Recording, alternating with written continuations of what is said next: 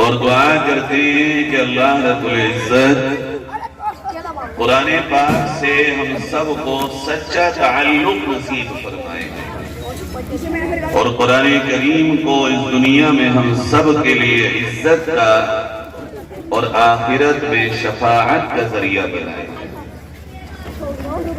میں نے ایک قرآن کریم کی آیت پڑھی ہے، اس کے بارے میں آپ سے بات کروں گا۔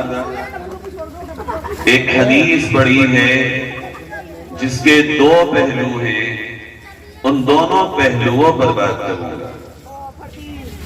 حدیث کا پہلا پہلو یہ ہے کہ ہمارے آپ کے آقا تاجدار مدینہ حضرت محمد مصطفیٰ صلی اللہ علیہ وسلم ارشاد فرماتے ہیں کہ تم ہرگز گمراہ نہیں ہوگے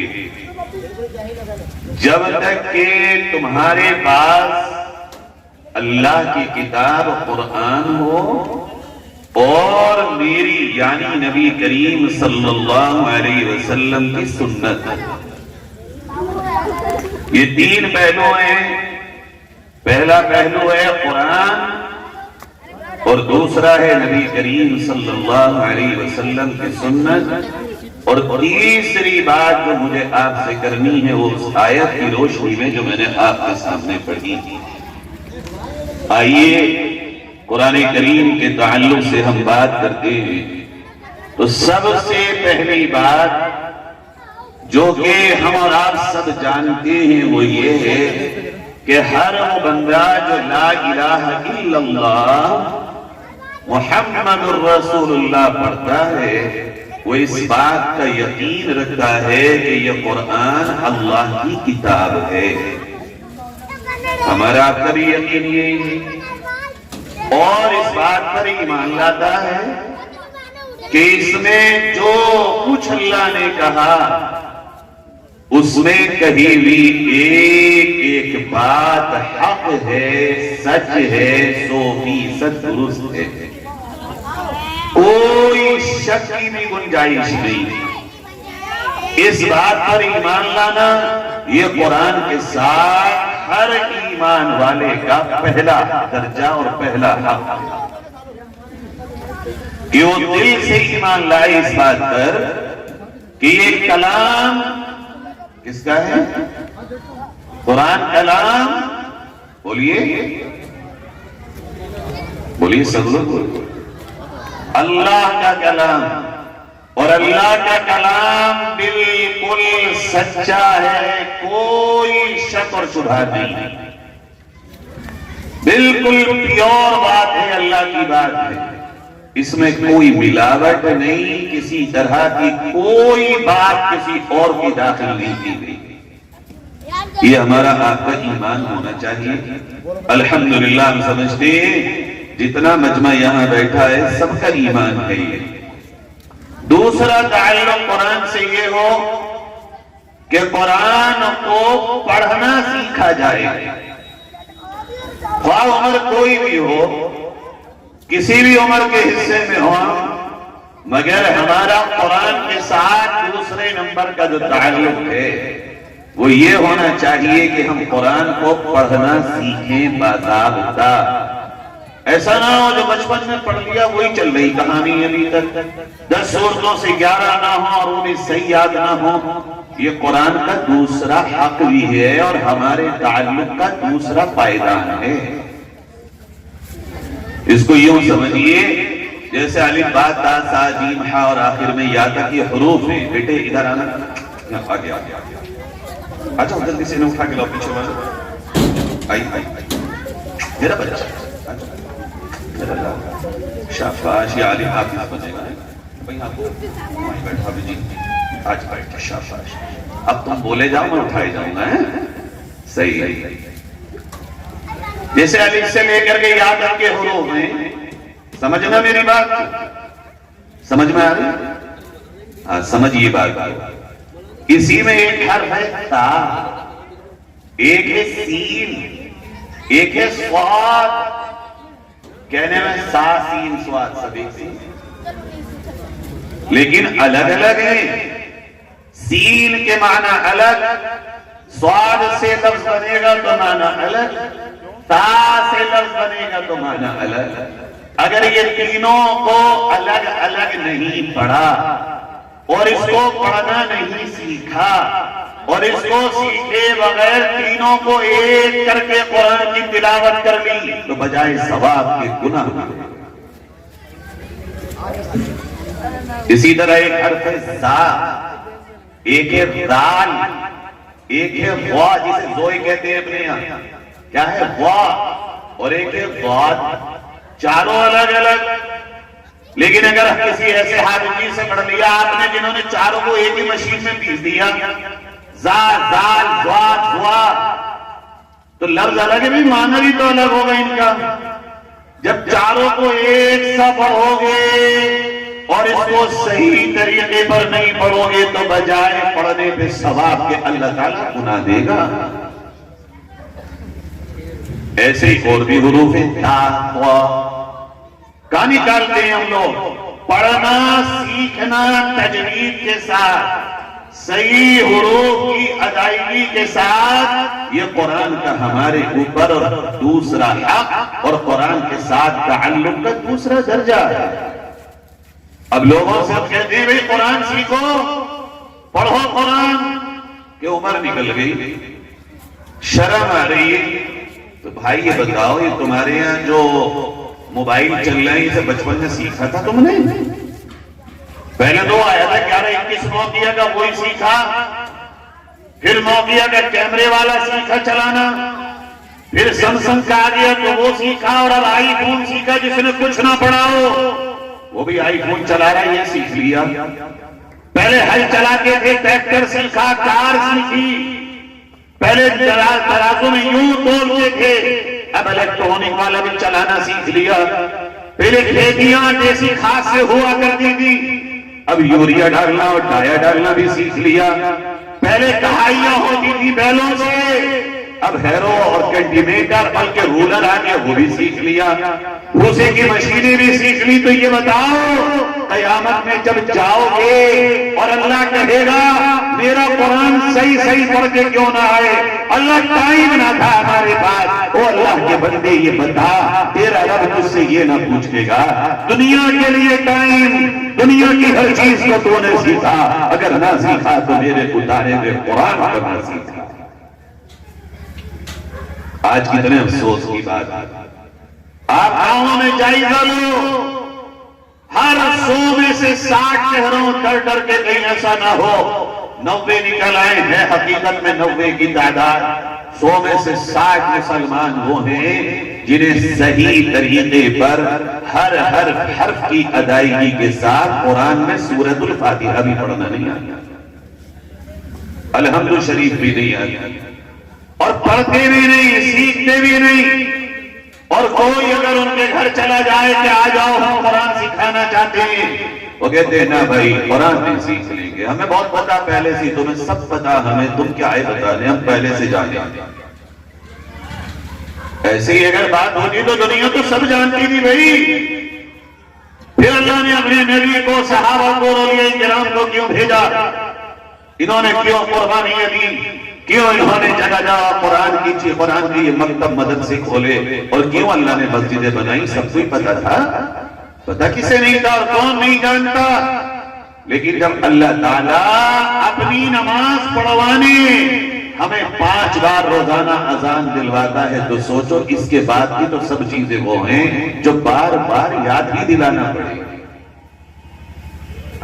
یہ طے کرو انشاءاللہ، یہ تو مدرسہ یہاں جو بچے پڑھ رہے ہیں وہ تو پڑھ رہے ہیں، وہ تو صحیح پڑھ رہے ہیں۔ مولانا یوسف صاحب کے ہم نے دیکھا ہے اس علاقے کے جتنے نمایاں مدرسے ہیں ان میں سے ایک یہ مدرسہ ہے جو قرآن کو صحیح طریقے پر پڑھاتا ہے، جہاں قرآن کی تعلیم یہ دیکھے بغیر کہ کس کا بچہ ہے، کس برادری کا ہے اور کس فرقے کا ہے، اس مدرسے میں کچھ نہیں دیکھا جاتا، یہاں تو صرف پڑھایا جاتا ہے تو اللہ کا قرآن اور اس کے پاک نبی پر اترا ہوا قرآن پڑھایا جاتا ہے، اس کے علاوہ یہاں کچھ نہیں۔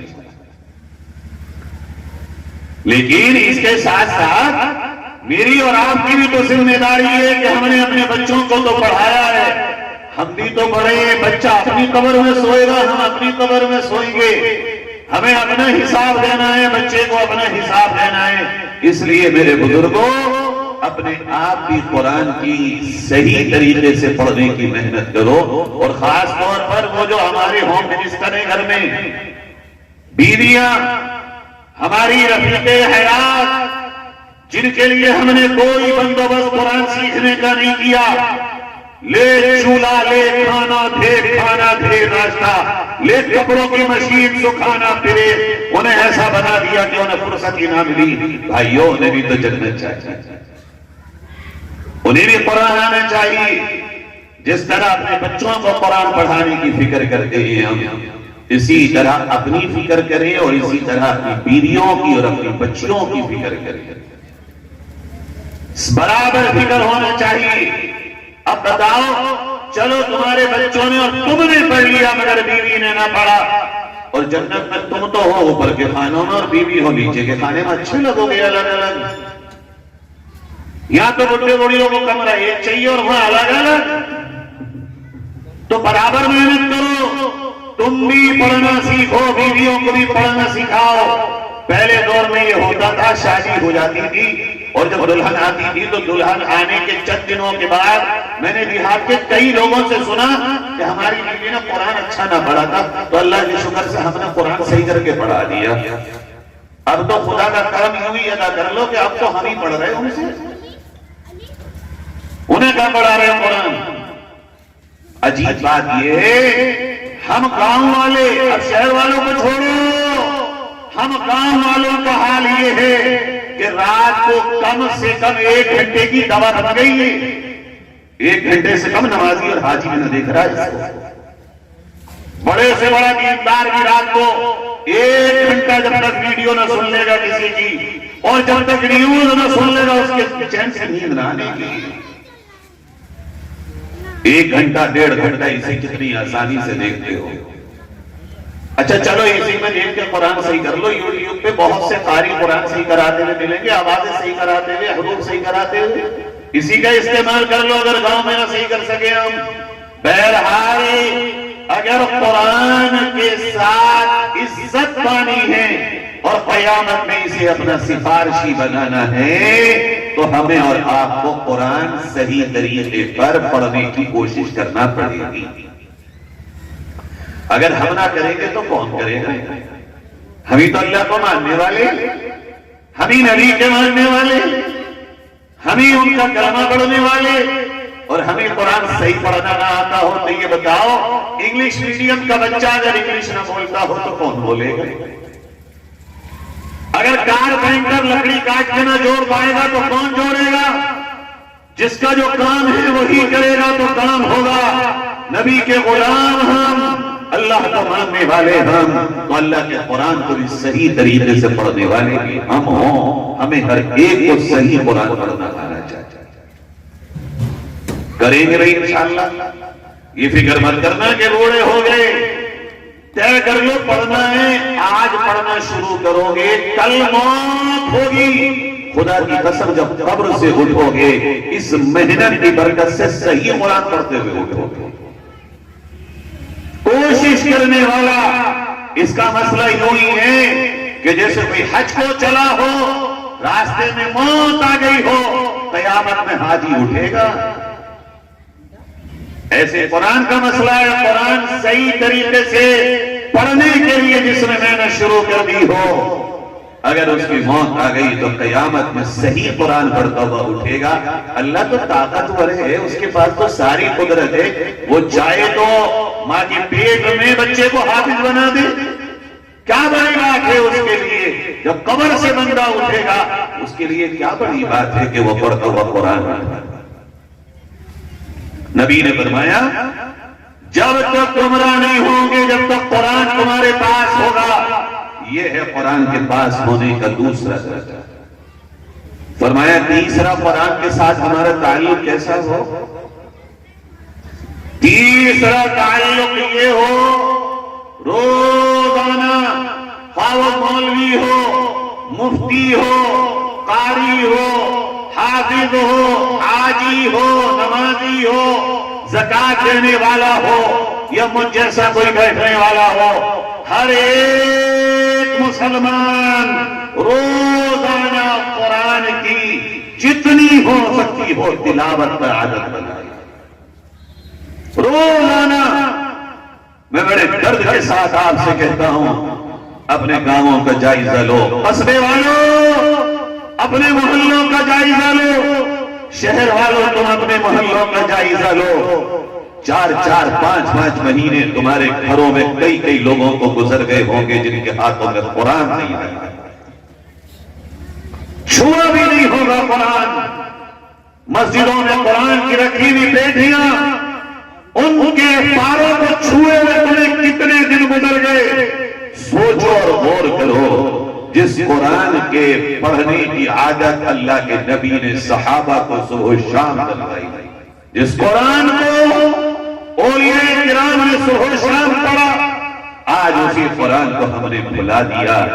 میرے پیاروں، میرے آپ کے نبی بتا کے گئے ہیں، جو لوگ قرآن کو گھر میں رکھیں گے سجا کر، تعویذ ڈال لیں گے گلے میں لٹکا کر، پانی پہ پڑوا لیں گے بھگوا کر، اور تلاوت نہ کریں، اللہ انہیں اس دنیا میں ذلیل کر دے گا۔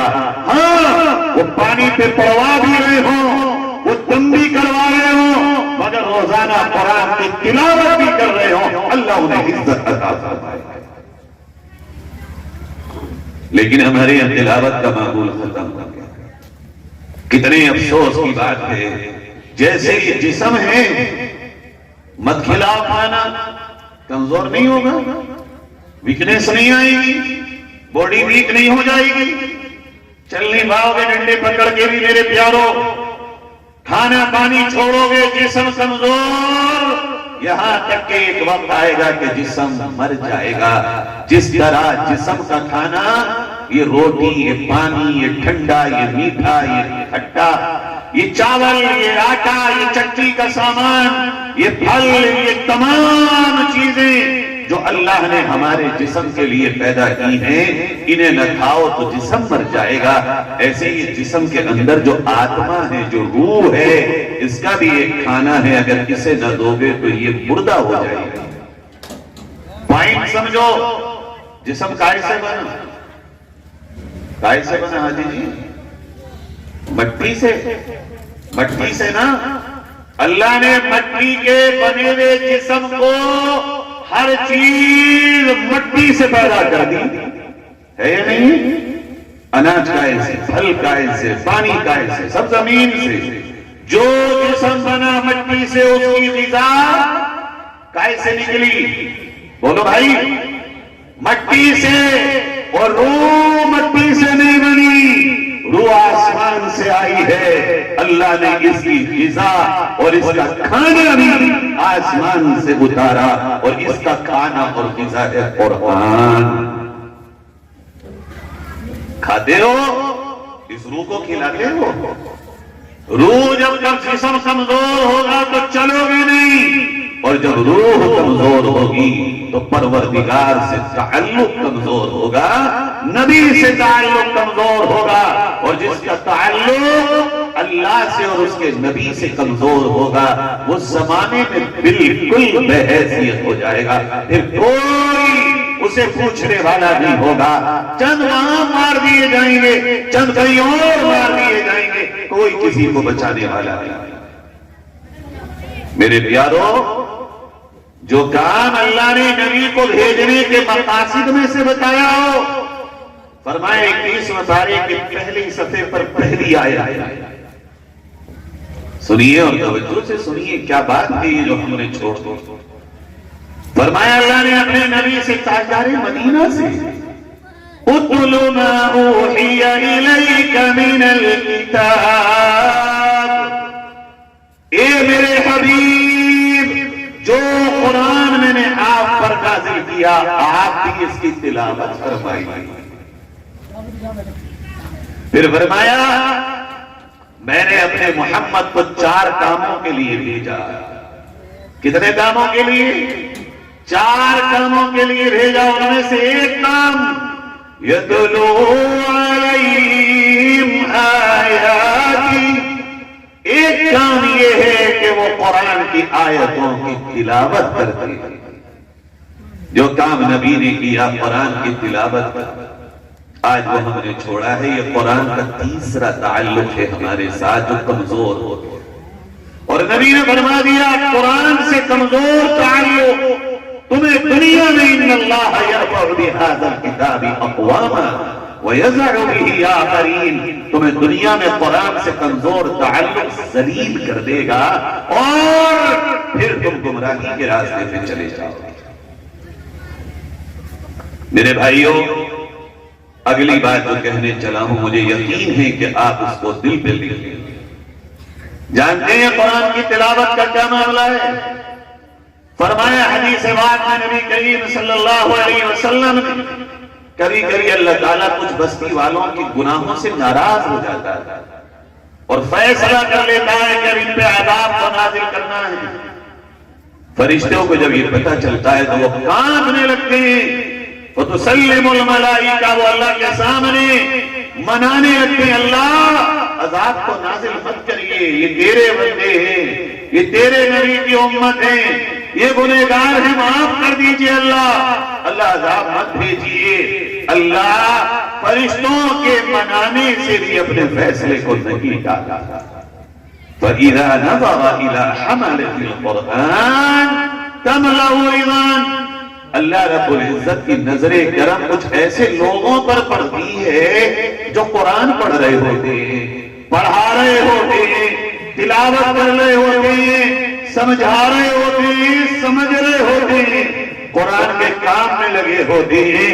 جب اللہ ان لوگوں کو دیکھتا ہے اور ان پر نظر کرم فرماتا ہے، آقا فرماتے ہیں، تاجدار مدینہ فرماتے ہیں، اللہ تعالیٰ ان قرآن والوں پر جب نظر کرم فرما لیتا ہے تو عذاب کو ٹالتا ہی نہیں بلکہ عذاب کو ختم کر کے اس پوری بستی سے اللہ اپنے راضی ہونے کا اعلان فرما دیتا ہے.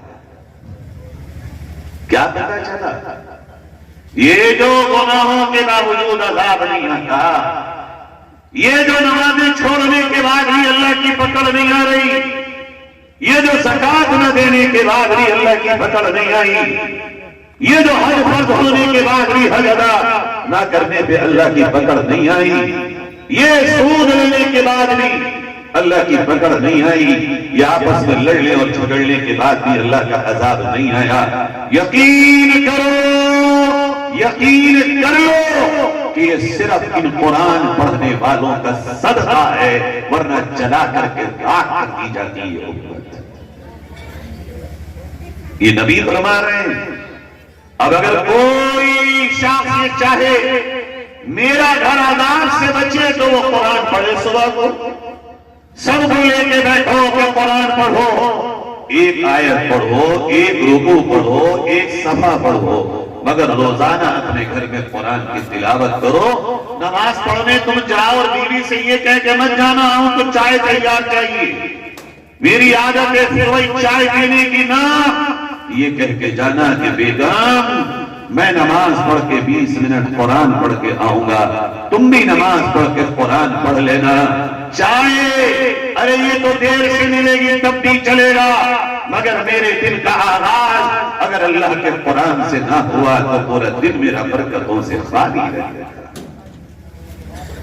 میرے بھائیوں، اس موضوع پر آخری بات سنا، یعنی یہ تیسرے درجے کے تعلق پہ جب ہم قرآن پڑھ رہے ہوتے ہیں تو ہمارا احساس کیا ہوتا ہے؟ پڑھ رہے ہیں بس. سنو میرے عزیزوں، میرے بہت پیارے بھائیوں اور بزرگوں، حدیث میں میرے آقا، آپ کے آقا صلی اللہ علیہ وسلم فرماتے ہیں جب میرا امتی قرآن کی تلاوت کرتا ہے تو اللہ رب العزت اس کو توجہ کے ساتھ سنتا ہے. ارے پڑھ تم رہے ہو، سن کون رہا ہے یہ دیکھو، سننے والی ذات کون ہے، دنیا کون ہے کیا ہے یہ نہ دیکھو. ارے میری اوقات ہی کیا ہے، میں پڑھوں اور وہ نہ بھی سنے تو میں کیا کر لوں گا. مگر کتنا کریم ہے وہ، کتنا رحیم ہے میرا آپ کا مالک۔ تاجدار مدینہ فرماتے ہیں کہ جب میرا امتی خواہ کوئی بھی ہو، ضروری نہیں ہے پڑھنے والا مولوی ہو، حاجی ہو، گاؤں میں کوئی بھی ہو، جب وہ قرآن پڑھنے بیٹھتا ہے تو اس کا قرآن سننے والا اللہ ہوتا ہے۔ دوسرے نمبر پہ سارے فرشتے جتنے بھی ہیں جبریل علیہ السلام کے علاوہ کوئی فرشتہ قرآن نہیں پڑھ سکتا۔ تعجب ہے نا، صرف جبریل قرآن پڑھنا جانتے ہیں چونکہ وہ لے کے آئے ہیں اور نبی کو سنایا، اور کوئی فرشتہ قرآن پڑھ ہی نہیں سکتا۔ یہ صرف نبی کے سلسلے میں تمہیں ملا قرآن، تم اور ہم قرآن پڑھ رہے ہیں۔ بیٹھ جاؤ بھائی، بیٹھ جاؤ، ہم اور آپ قرآن پڑھ رہے ہیں۔ فرمایا حدیث پاک میں اللہ قرآن سنتا ہے، اور جب بندہ قرآن کی تلاوت کرنے بیٹھ جائے تو فرشتوں کا جھرمٹ آتا ہے، اور وہ جھوم جھوم کے اللہ کے اس بندے کی قرآن کی تلاوت پر سن رہے ہیں۔ بھائیو، یہ تیسرا ہے، کریں گے انشاءاللہ تلاوت۔ اپنی روح کو طاقتور بناؤ، اپنی آتما کو مضبوط اور اسٹرانگ بناؤ۔ ایمان آتما میں اور روح میں ہوتا ہے، جسم میں نہیں ہوتا۔ اگر ایمان آتما کے اندر، روح کے اندر مضبوط ہوگا، کوئی ٹکڑے بھی جسم کے کر دے گا، ایمان نہیں چھین پائے گا۔ اور اگر آتما میں ایمان کمزور ہوگا، ہلکا سا کوئی جھٹکا دے گا، بندہ ایمان چھوڑ کر کے کسی اور مذہب میں چلا جائے۔ چوتھے نمبر کا تعلق اور چوتھا درجہ قرآن کے ساتھ ہمارا کیا ہوگا؟ فرمایا چوتھا درجہ یہ ہے کہ قرآن پہ عمل کرو۔ بھئی یہ پتہ چل گیا یہ اللہ کا کلام ہے، اور یہ بھی پتہ چل گیا کہ یہ قیامت میں اللہ کی عدالت میں آئے گا اور پوچھے کہ اللہ سے کہے گا کہ اللہ یہ وہ ہے جس نے میری مطابق زندگی گزاری، جس نے میری تلاوت کی، جس نے دنیا میں میرے طریقے کو اپنایا، اے اللہ آج میں اس کے لیے سفارش کرتا ہوں جنت دے دے۔ میرے آپ کے آقا فرماتے ہیں اللہ تعالیٰ قرآن کی سفارش کو قبول کرے گا، اور اس کی سفارش اس کے لیے یہ کرے گا اس کو جنت میں داخل کر دیا جائے گا۔ اسی طرح قرآن مخالفت بھی کرے گا۔ جب یہ بات پتہ چل گئی کہ قرآن ہمارا سفارشی بھی ہے اور مخالف بھی ہے، تو بھائیوں پھر کیسے ہمارے اندر یہ حکمت پیدا ہو جاتی ہے کہ ہم قرآن کے خلاف زندگی گزاریں۔ اگر ہمارا کوئی کیس عدالت میں چل رہا ہو تو گواہ کو کتنا مضبوط بنانا چاہیے؟ کچے گواہ کا کیس چلے گا؟ کمزور گواہ کے کیس کو کہیں کوئی فیصلہ ملتا ہے، انصاف ملتا ہے؟ قرآن ہمارا گواہ ہے، اس گواہ کو مضبوط بنا لو تو جنت، اور اس گواہ کو کمزور بنا لو تو جہنم۔ عمل کرو، پورا قرآن پڑھا ہے عمل کرنے کے لیے۔ اللہ نے قرآن میں ساری باتیں کھول کھول کے بیان کی۔ اسی قرآن کی ایک آیت جو میں نے آپ کے سامنے پڑھی تھی، میں وہ بات بیان کروں گا۔ آج یہ طے کر لو انشاءاللہ کہ جہاں بھی، جب بھی اور جو بھی بات قرآن کی پتہ چلے گی ہم عمل کریں گے، چاہے دنیا کا کتنا ہی نقصان کیوں نہ ہو۔ کریں گے بھئی انشاءاللہ، پکی باتیں کریں گے۔ نیت کر لو انشاءاللہ۔ کون سی والی نیت؟ کچی والی، پکی والی؟ پکی والی، کچی والی؟ پکی نیت کر لو۔ اے نیت کرنا میرا آپ کا کام ہے، عمل تو اللہ کروا دیجیے گا انشاءاللہ۔ پانچواں تعلق کیا ہونا چاہیے؟ پانچواں درجہ قرآن کا ہمارے ساتھ، بس یہ پانچ ہی بتاؤں گا۔ پانچواں یہ ہونا چاہیے کہ جب ہم نے قرآن صحیح کر لیا، قرآن کی تلاوت بھی کر رہے ہیں، قرآن کو عمل والے زندگی میں بھی لے آئے، تو پھر پانچواں کام یہ ہونا چاہیے کہ ہم نبی کے امتی ہیں، اب اس قرآن کو دوسروں تک پہنچائیں۔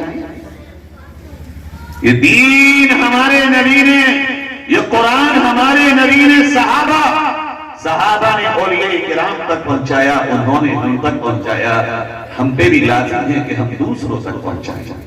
اس کے دو طریقے ہیں، پہلا طریقہ تو یہ ہے کہ جو ہم نے یاد کر لیا وہ اپنے گھر والوں کو یاد کرا دیں، اپنے بچوں کو، بھائیوں کو، چھوٹے بہن بھائیوں کو، بیوی کو اور اہل خانہ کو لے کر کے بیٹھیں اور ایک 20-25 منٹ کا روزانہ کا ایک حلقہ بنا لیں، مجلس روزانہ کی میٹنگ ہو ہماری کہ ہم اتنی دیر سب لوگ مل کے قرآن سنے کریں گے، ایک دوسرے کا اور سنایا کریں گے۔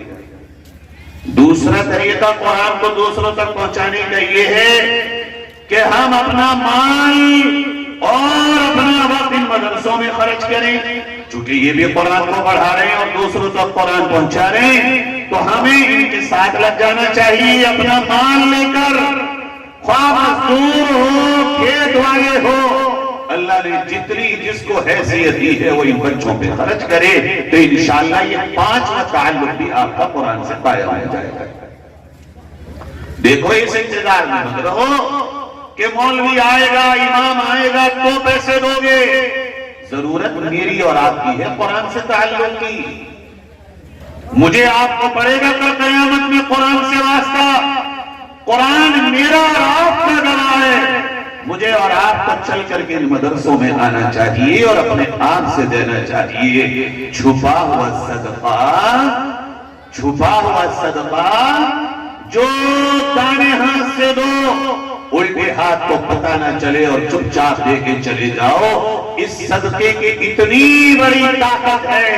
نبی نے فرمایا، مدینے والے آقا نے، کہ جو شخص اس طرح صدقہ دے گا، اس کی طاقت کا عالم یہ ہے کہ اگر یہ جہنم میں ڈال دیا جائے، یہ اکیلا صدقہ ساری جہنم کی آگ کو بجھانے کے لیے کافی۔ یہ ہے 5 اسٹیپ، اور بھی اس کے علاوہ میں اس پر بات کو مکمل کرتا ہوں، کریں گے انشاءاللہ ان 5 پر عمل۔ آئیے اب ان بچوں کے تعلق سے بتا دوں چند منٹ میں بات۔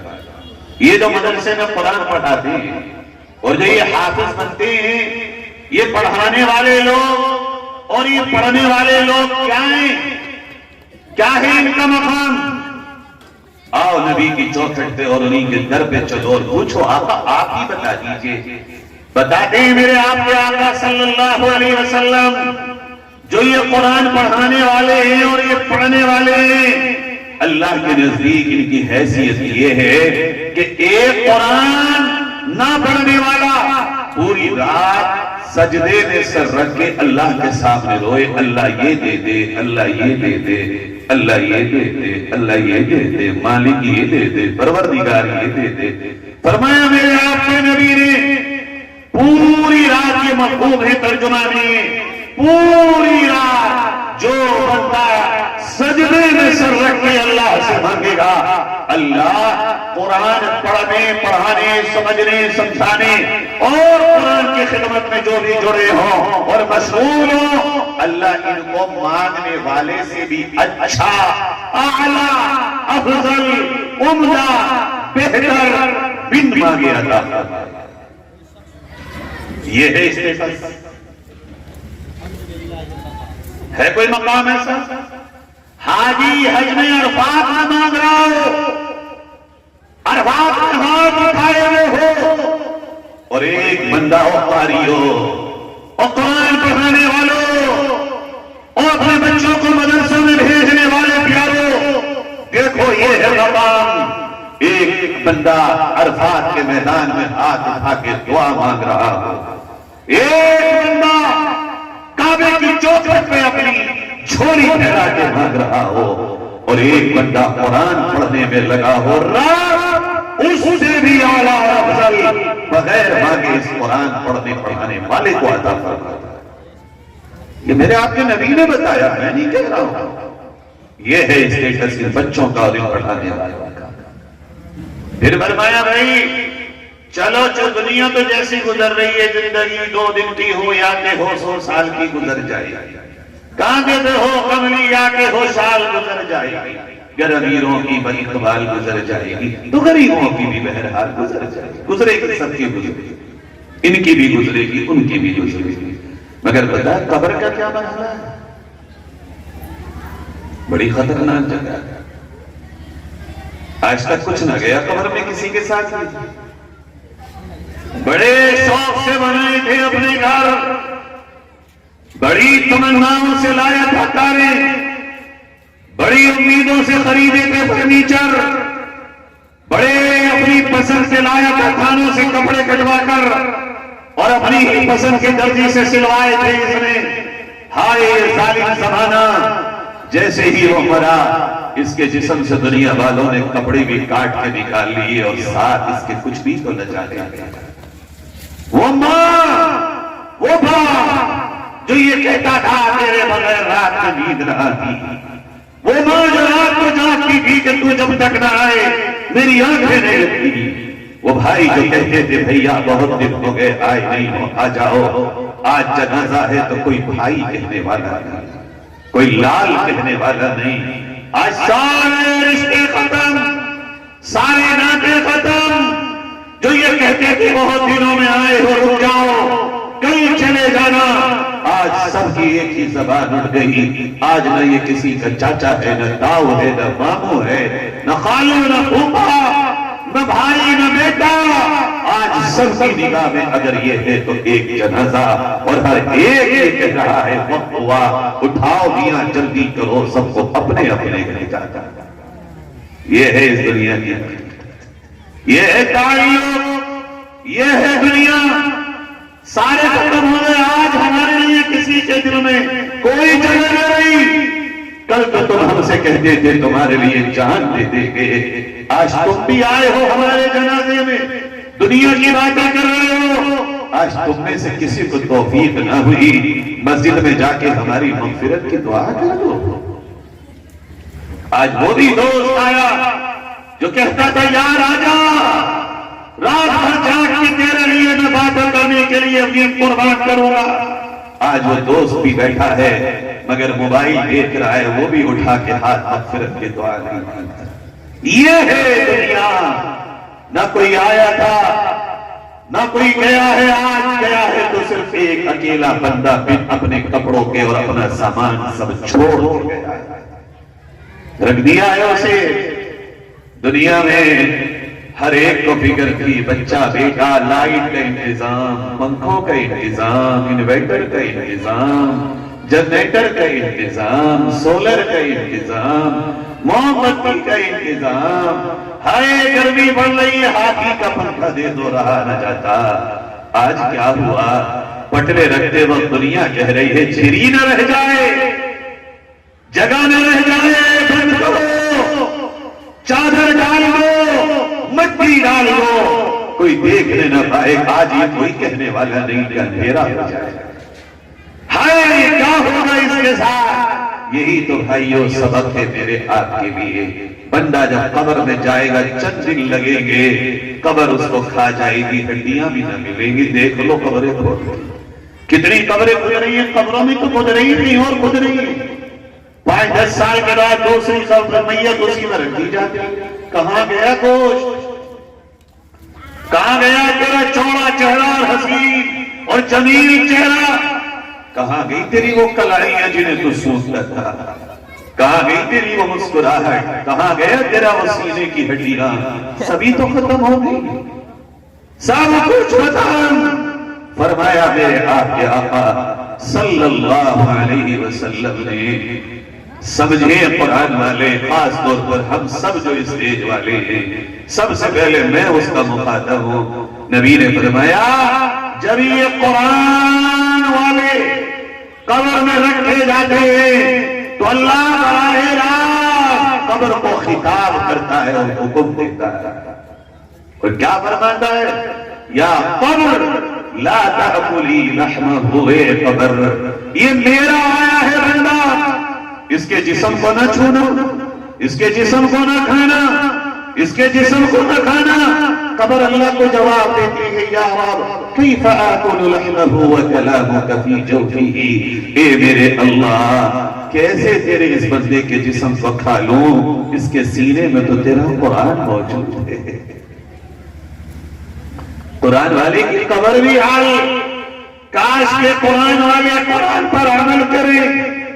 اگر قرآن والے قرآن پر عمل کریں گے، قبر کا بھی مرحلہ ان کا فائنل ہو چکا ہے، اب انہیں قبر کے عذاب کی فکر کرنے کی کوئی ضرورت نہیں۔ جن بچوں کو تم یہاں پڑھاتے ہو صرف حافظ نہیں بنا رہے ہو، ان کی قبر بھی ساتھ ساتھ فائنل کرتے ہوئے چل چلے۔ فرمایا جب بندے قبر سے اٹھیں گے تو 12 جماعتوں میں اٹھیں گے، 12 جماعتوں میں کسی کا گلا کٹا ہوا ہوگا، کسی کے ہاتھ پیر غائب ہوں گے، کسی کا پیٹ پہاڑوں کے برابر ہوگا اور اس میں آگ اور سانپ بچھو بھرے ہوئے ہوں گے الگ الگ گناہوں کی سزا کے اعتبار سے۔ کسی کے منہ سے پیپ نکل رہی ہوگی، کسی کو منہ کے بل چلایا جائے گا، ہاتھ پیروں میں نہیں، منہ کے بل کچڑتا ہوا جائے گا۔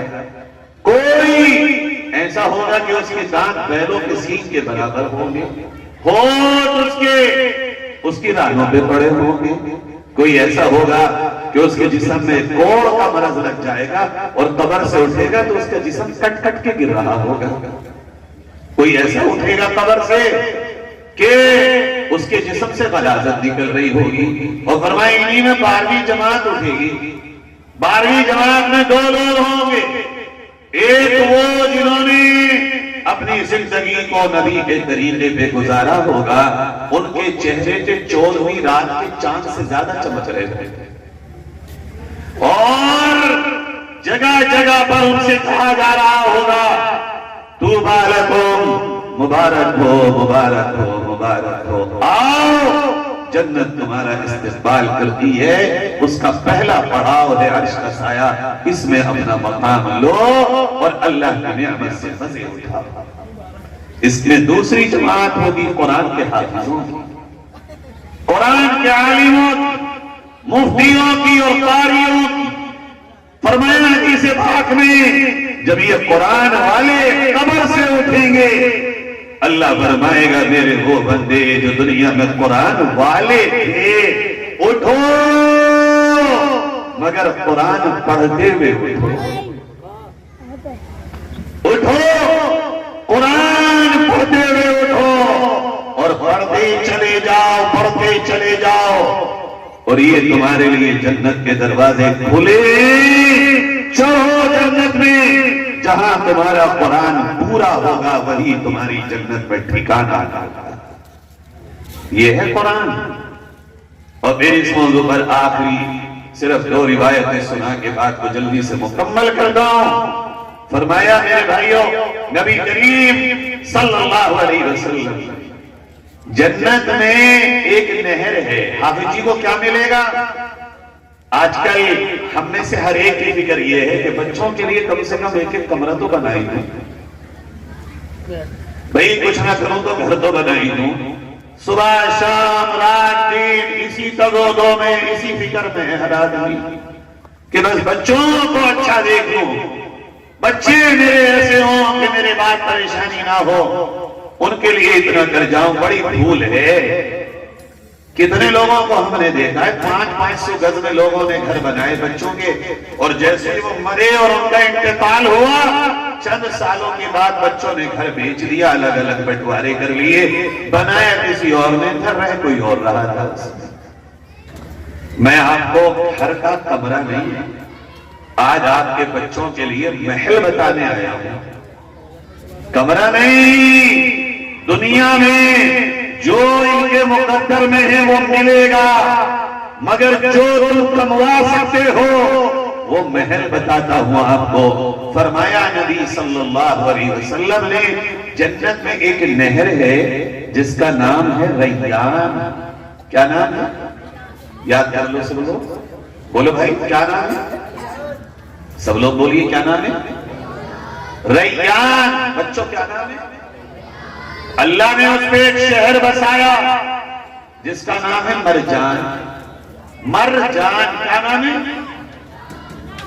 جنت میں نہر کا نام، نہر کا نام ریان، نہر کا نام، شہر کا نام مرجان۔ پھر بتاؤ نہر کا نام، شہر کا نام مرجان۔ فرمایا نبی نے لہا 70 الف باب من ذهب وفضة، اس شہر کے جو مین گیٹ ہیں، جیسے یہ مدرسے کا مین گیٹ، کہا اس شہر کے مین گیٹ 70,000 سونے اور چاندی کے بنے ہوئے ہیں۔ 70,000 سونے اور چاندی کے دروازوں والا ہے یہ شہر، جس کا نام ہے مرجان۔ کتنے دروازے میرے اللہ، رامپور جیسے تو کئی سو آ جائیں گے، رامپور میں تو کل 5 دروازے ہیں۔ کس کو ملے گا یہ؟ پورا ایک شہر ایک اکیلے حافظ قرآن با عمل کے لیے۔ کیا دلاؤ گے دنیا میں تم؟ کیا کما سکتے ہو دنیا میں؟ ہاں، دنیا میں جو ملا لوٹا بھی جا سکتا ہے، چھینا بھی جا سکتا ہے، اور آج کے دور میں تو گرایا بھی جا سکتا ہے، ڈھایا بھی جا سکتا ہے، توڑوایا بھی جا سکتا ہے، قبضہ بھی کرایا جا سکتا ہے، مگر میرے پیدا کرنے والے کی قسم، جسے یہ شہر ملے گا وہ اسی کا ہوگا، اس کے علاوہ کسی کا نہ ہوگا۔ یہ طے کرو انشاءاللہ کہ بھئی ہر ایک بات جس کو اللہ نے بیٹا بیٹی دیا ہو وہ اس شہر کا مالک اپنے بچوں کو بنائے گا۔ خواہ پیٹ میں پتھر باندھ کے یا روٹی دیوالے مور مسلم کھا کے بنائے گا ضرور انشاءاللہ۔ کریں گے بھئی انشاءاللہ؟ یہ بات میری پوری ہوئی ہے۔ قرآن کے تعلق سے بہت جلدی سے اگلی 2 باتیں مکمل کرتا ہوں۔ نبی نے دوسری بات بیان فرمائی، تم محفوظ رہو گے، ثابت قدم رہو گے، حق پر رہو گے، گمراہی پر نہیں جاؤ گے، کوئی تمہارا کچھ نہیں بگاڑ پائے گا اگر قرآن سے اس طرح جوڑو گے اور نبی کی سنتوں۔ کیسی سنت؟ میرا کھانا نبی کی سنت کے مطابق ہو، میرا پینا نبی کی سنت کے مطابق ہو، میرے والدین کے ساتھ تعلق نبی کی سنت کے مطابق ہو، میرے بچوں کی پرورش نبی کی سنت کے مطابق ہو، میرا میاں اور بیوی کا رشتہ اور نبھانے کا انداز نبی کی سنت کے مطابق ہو، یہاں تک کہ میرے 24 گھنٹے میں جو بھی میں کرتا ہوں وہ میرے نبی کی سنت کے مطابق ہو۔ فرمایا میرے آپ کے آقا نے جو یہ کہتا ہے کہ میں نبی سے محبت کرتا ہوں تو کہتا رہے، لگاتا رہے نعرے، چیخ و چلا، جتنا تجھ سے ہو سکتا ہو اعلان کر، مگر تاجدار مدینہ کی بارگاہ میں تیری محبت وہی فرماتے ہیں جبھی قبول ہوگی جب اس محبت کی بنیاد پہ سنتوں پہ عمل کرے گا۔ وہ محبت ہی نہیں جو سنت سے قائم ہو۔ نبی نے منع کر دیا ایسی محمد کو چاہیے نہیں جو محبت تمہیں محمد کی سنت پہ نہ لا سکے۔ عجیب بات ہے، ہم کہتے ہیں نبی کی محبت بہت ہے، دل میں سنتوں پہ عمل نہیں، ساری زندگی سنت سے خالی ہے۔ اگر بہت کچھ کیا تو نماز کی سنتیں پڑھ لیتے ہیں بس۔ ارے بھئی یہ تو نماز ہے، فرض ہے، واجب ہے، نفل ہے، سنت ہے تو نماز۔ اصل تو مطالبہ یہ ہے کہ پوری زندگی سنت کے مطابق بناؤ، ہر کام نبی کی سنت کے مطابق لاؤ، اور ہم مولویوں سے بھی اپنا تعلق اس طرح قائم کرو کہ ہم سے بھی نبی کی سنت پوچھا کرو۔ دیکھو بھائی، جب ڈاکٹر کو جا کے مرض نہیں بتاؤ گے تو وہ کیا خاک لکھے گا؟ اب کوئی ہاتھ پکڑ کے مرض بتانے والا نہ رہا، بتانا پڑے گا۔ یہ مولوی دین کے ڈاکٹر ہیں، ان سے پوچھو گے نہیں، خالی پیسے دیے جاؤ، سبحان اللہ کہے جاؤ۔ ہمیں اس سے اچھا کیا لگ رہا بھائی؟ ہم بھی سنا رہے 2 پیسے برے لگ رہے گاندھی جی کسی کو؟ ادھر لیں گے، ہم جائیں گے ادھر، ہم بھی ایش کی کاٹیں گے۔ پوچھو مولانا، جمعے کے دن وضو کی سنتیں بتاؤ، غسل کی سنتیں بتاؤ، کپڑا پہننے کی سنتیں بتاؤ۔ مولانا ابھی تک نبی کیسے چلتے تھے وہ پتہ ہی نہیں ہے، وہ بتاؤ۔ مگر ہمارا گاؤں کا مزاج نہیں بنا مولویوں سے پوچھنے کا، ہم تو ان مولویوں سے اپنا تعلق دوسرے درجے کا قائم کرتے ہیں۔ بھائی، یہ علماء دین سکھانے اور سیکھنے کے لیے، सब कुछ पता है हमें। वजू में कितनी सुन्नतें है पता? कितने जुमे की तकरीरें सुननी तुमने भाई? मजमे में बताओ, मौलवियों के अलावा, जो मौलवी होने तो पता होगा। आप लोग बताओ, जो वजू में कितनी सुन्नतें किसी को पता होगा बताओ, हाथ उठाओ कोई ले। अच्छा, नमाज में कितनी सुन्नत है? नमाज में वो 4 रकात 2 रकात वाली नहीं, 2 रकात भी जो नमाज पढ़ी जाएगी उसमें कितनी सुन्नत है? नहीं बताई नहीं किसी ने, पूछा ही नहीं किसी ने। गुस्ल में कितनी सुन्नत है? नहीं पता भाई। ये पता जब चलेगा जब अपने इमाम, चाहे वो बरेली का मानने वाला हो, देवबंद का मानने वाला हो, कोई भी हो, उससे ये कहो कि पहले सुन्नत है बता, सारी बातें उसके बाद करिए। कोई सुन्नत बता नबी की। खाने में कितनी सुन्नत, सोने में कितनी सुन्नत, उठने में कितनी सुन्नत, कपड़े में कितनी सुन्नत, ये बता भाइयों। हम बड़े नुकसान में जा रहे हैं। चाहे मौलवी कोई हो, मैं खुद को भी कह रहा हूं, जुमे के दिन कम से कम नबी की सुन्नतें और नमाज के तरीके अपने उलमा से सुनने की आदत डालो। आधा मौलवी गांव का बच्चा हो जाएगा इंशाअल्लाह। करेंगे नबी की सुन्नतों में अमल। चलो, तो नबी ने फरमा दिया, जो मुझसे मोहब्बत करता है मेरी सुन्नत पे अमल कर। अगर तूने मेरी सुन्नतों पे अमल किया तो कल कयामत में मैं तुझे अपने साथ जन्नत में लेके जाऊंगा। ये खुशखबरी। तीसरी बात जो मैंने कही थी वो एक आयत पढ़ी थी जिस पर मैं अपनी बात को खत्म करूंगा। अल्लाह ने फरमाया कुरान पाक में,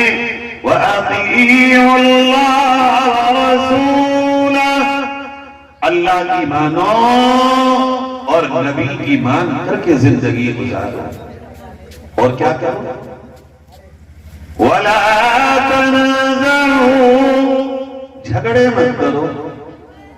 न बिरादरियों के झगड़े करो, न सियासत के झगड़े करो, न दीन के झगड़े करो। एक होकर रहो, लड़ाइयां मत करो। अगर लड़ाइयां करोगे फतफशलू, हक से हट जाओगे, गुनाह पर आ जाओगे, और अल्लाह और उसके रसूल के तरीके से तुम अचानक खुद ब खुद हटते चले जाओ। आज ईमानदारी से देखते हैं, दिल फटता है कभी कभी मेरा ये चीजें देखकर। अपने जिले में क्या हर जगह ये हाल है। हर तीसरा मुसलमान अगर मुकदमे में है तो उस पर करने वाला मुकदमा मुसलमान है। अदालत में जितने मुसलमान हैं जो केसों में तारीख होते जा रहे हैं वो आपस में लड़ने वाले मुसलमान हैं, कोई और नहीं।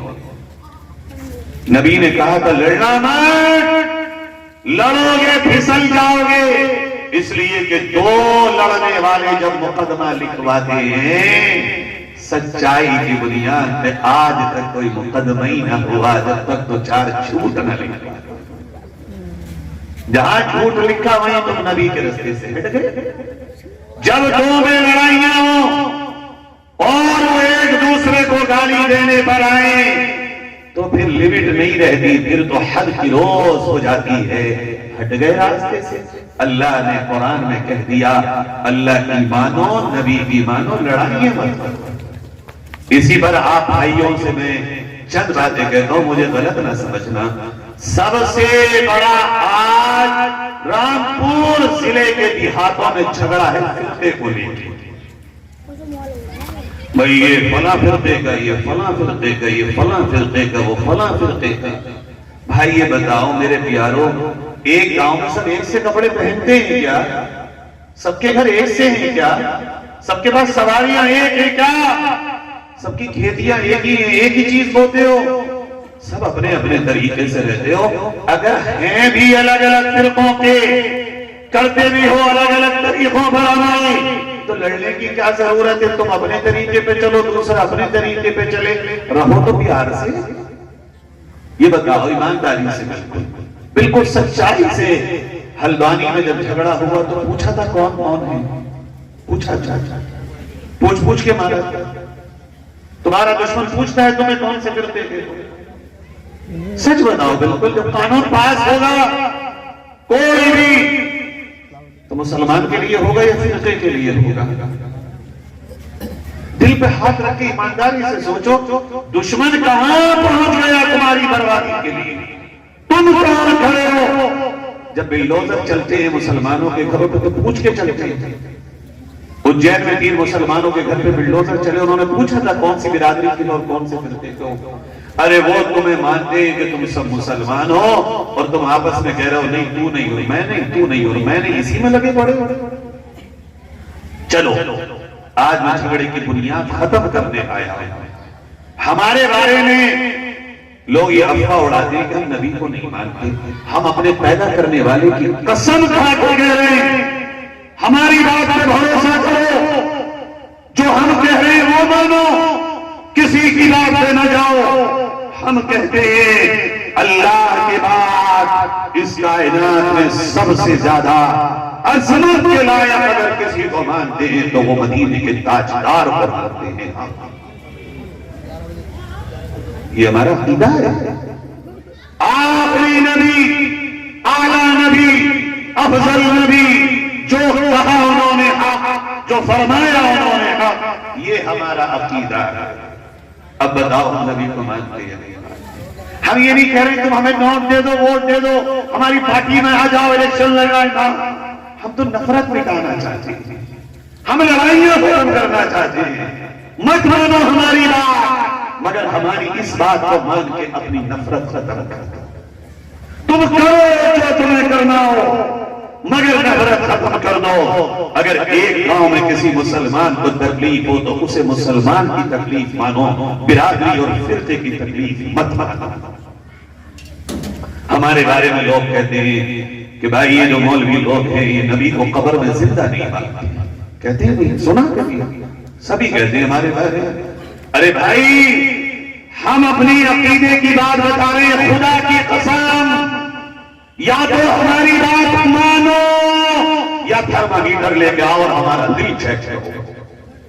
اگر ہمارا دل چیک کرنے کا کوئی تھرمامیٹر ہو لاؤ, خدا کی قسم ہماری زبان اور ہمارا دل ایک ہوگا.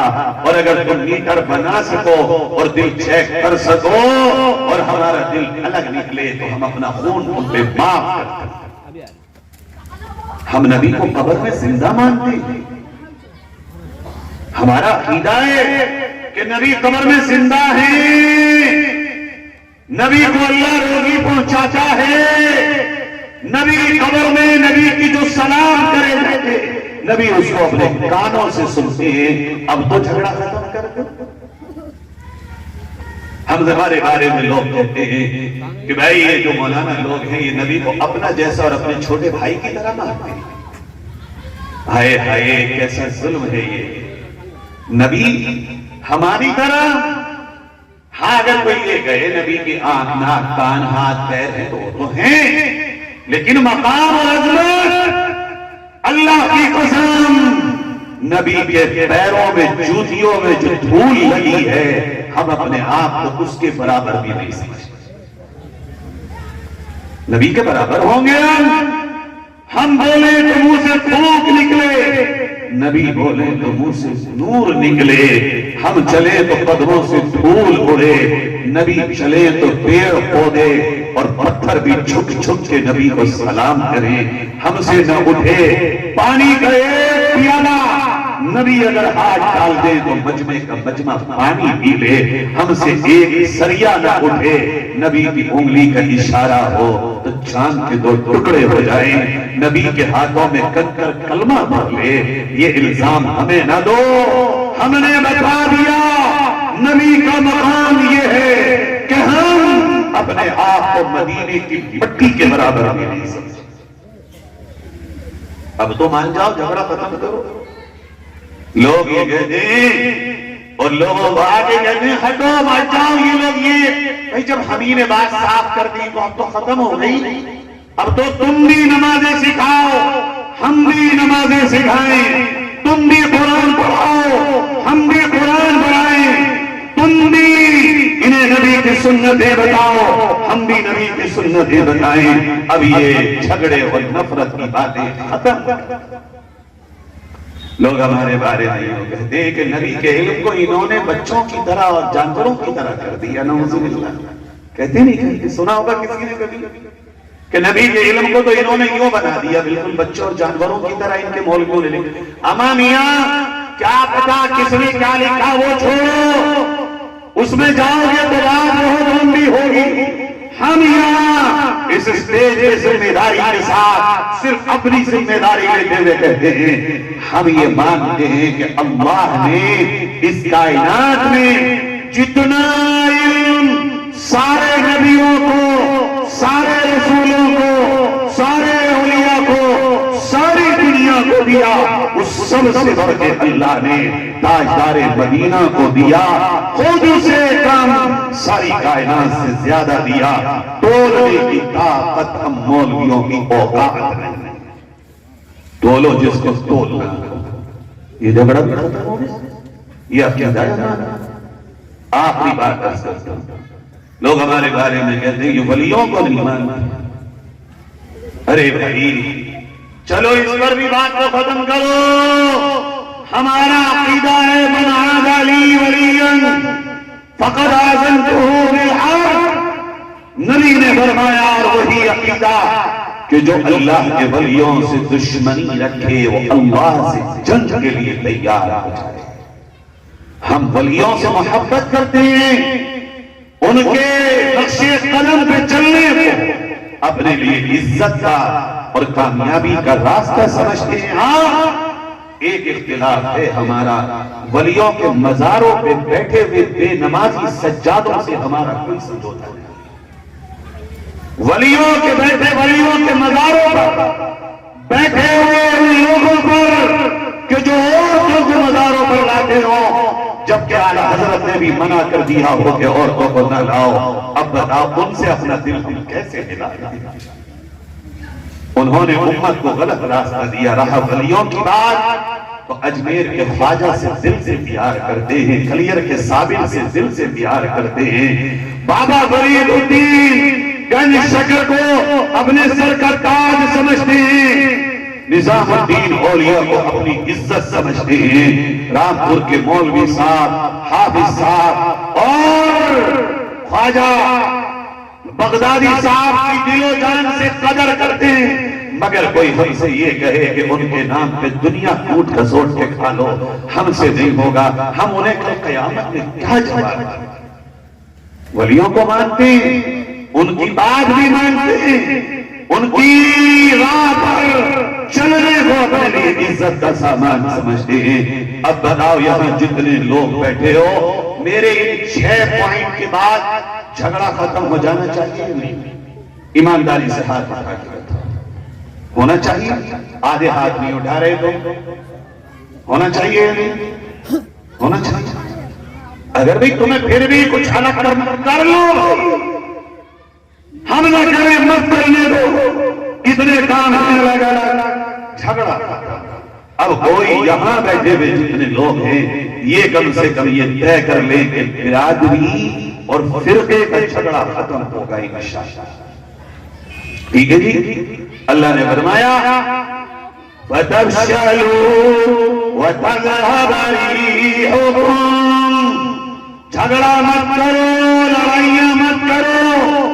اگر کرو گے تو تمہاری ہوا نکل جائے گی، کوئی پوچھنے والا نہیں ہوگا. پھر کیا کریں اللہ؟ وَصْبِرُوا. صبر کرو، برداشت کرو. تمہاری مرضی کے خلاف اگر کوئی کام کوئی دوسرا کر رہا ہو تو برداشت کر لو. لڑو مت، یہ اللہ کہہ رہا ہے. اگر تم برداشت کرو گے، صبر کرو گے، ان اللہ مع الصابرین.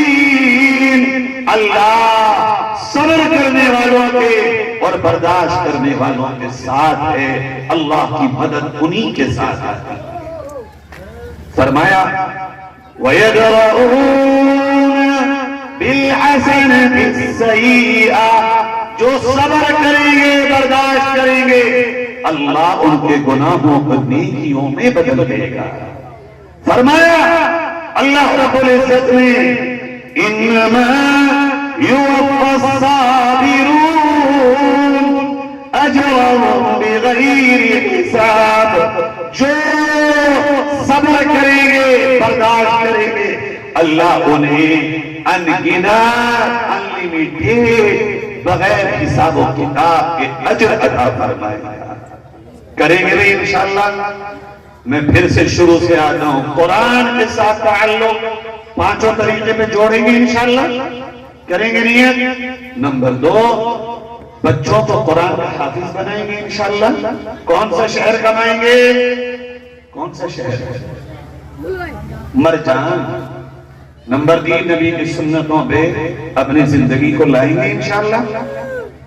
نمبر 4، جھگڑا خوب کریں گے، نہیں کریں گے انشاءاللہ۔